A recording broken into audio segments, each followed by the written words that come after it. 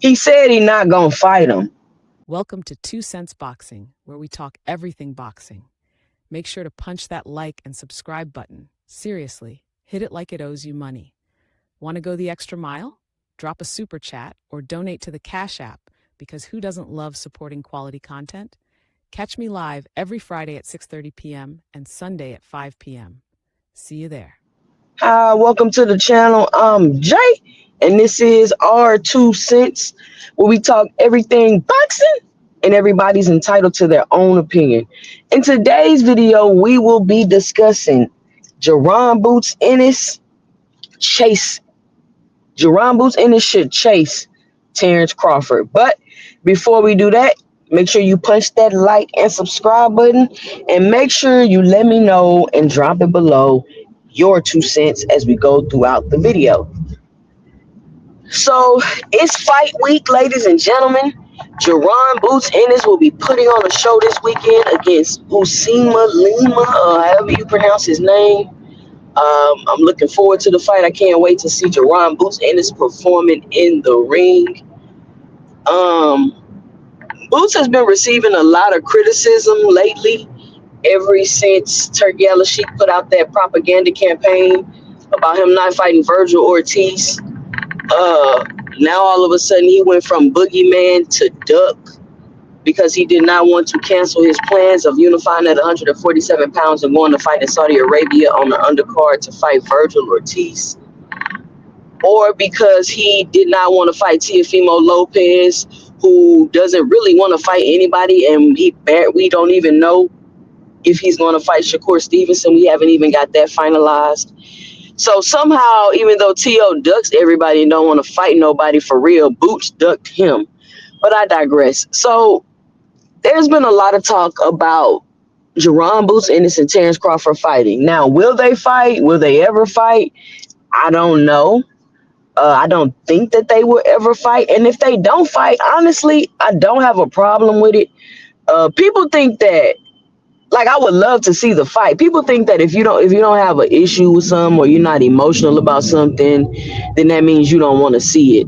Um, I never said I didn't want to see it. I would love to see Terence Crawford and Jaron Boots in this fight. But let's be realistic about the situation. I hear some people saying Boots should go to 68. Boots should go to 160. Boots should do this. Boots should do that. Boots should do this. Boots should do that. And my question to you all is, has anybody paid attention to what Jaron Boots Ennis said that his goals are? And has anybody been watching, obviously, what Terence Crawford's goals have been throughout his career? So if you look at those two things, you could kind of see how they are not on the same path to meet each other.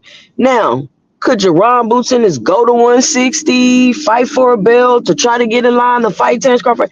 Jaron Boots Ennis could possibly do all of those things if Terence Crawford hasn't came out in the media over the last couple of years saying how he does not want to and is not going to fight Jaron Boots Ennis.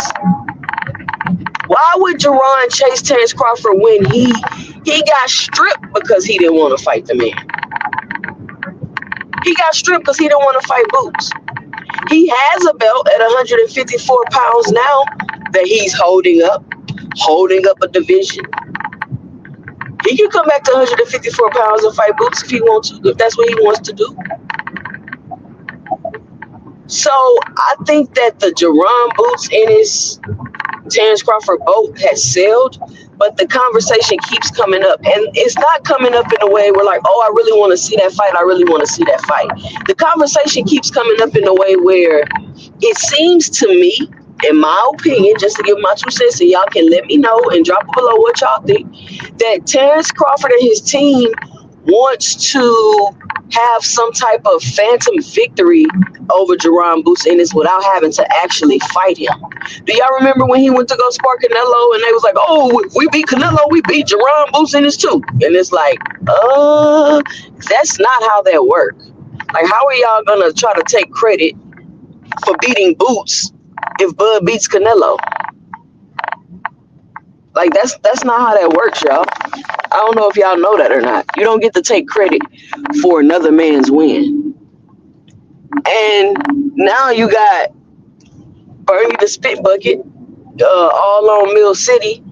Boots need to do this and Boots need to fight somebody, like talking. And I don't understand why Terence Crawford and his team keep talking about Boots. And somebody told me, well, they asked him about Boots in the interview. Okay, if you're asked about Boots in the interview, man, listen, Boots is a great fighter. We probably not gonna cross paths. We in two different spots in their career, and keep it moving.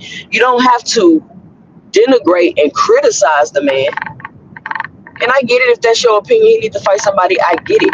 But what y'all are doing is putting these battery packs in these fans' back, and you're also to go around and making it seem like Boots is ducking, or Boots is afraid of Terence Crawford, or Boots wouldn't fight Terence Crawford. Boots has said several times, hey, when he said, hey, I want Terence Crawford, I want to fight him. When he realized Terence Crawford wasn't going to fight him, Boots went on about his business. So it just seems that people want Boots to chase Terence Crawford for whatever reason, only to most likely never ever fight him. So I don't know if y'all want Boots to chase Terence Crawford, so you're gonna be like, oh, he never fought him. I don't know what, like, if y'all want one up, or I don't know what the case may be. But we don't know who would win in a fight between Boots and Terence Crawford. You could think Terence Crawford could beat Boots all you want to. We don't know. We have to see the fight. And we don't even know where Terence Crawford is going to be fighting next. It's rumors of him fighting at 160. It's rumors of him staying at 68. Terence Crawford doesn't even know what division he's going to be fighting in next. What sense would it make for Jaron Boots Ennis to chase him? The problem we're having here is the same problem we're having with Gervonta Tank Davis, which I've already expressed, is the same problem all around that we're having with fighters that are big names, that are able to have their own fan bases, that are able to create their own revenue. There seems to be these crazy smear campaigns against these fighters. There's a lot of groupthink going on where people want to control and tell these fighters what to do. And when they don't do it, they get unnecessary criticism, undue criticism. And hell, I'm starting to see now they're just completely making shit up. But that's another video. I mean, I'm talking about flat out lying with things that you can go verify. That's how ridiculous this campaign is getting against these fighters. So I just want to shoot this video because I want somebody to explain to me and let me know and drop it below why Jaron Boots Ennis should continue to chase Terence Crawford when Terence Crawford has said on several occasions that he's not fighting Boots. And then Terence Crawford said, well, Boots had his shot to fight me. When, Terence Crawford? When did Boots have his shot to fight you? Are you telling me that you were really going to fight Boots before you fought Earl? Is that something that you legitimately planned on doing if it was a possibility? And the answer is no, y'all. BLK Prime was not in a position. I'm just saying this. BLK Prime was not in a position to make a fight with Jaron Boots Ennis. And I'm going to leave it at that. That's my 2 cents. You can believe it or you can't believe it. You can have whatever opinion about that you want. But that's my opinion about that. They were never in a position to fight each other.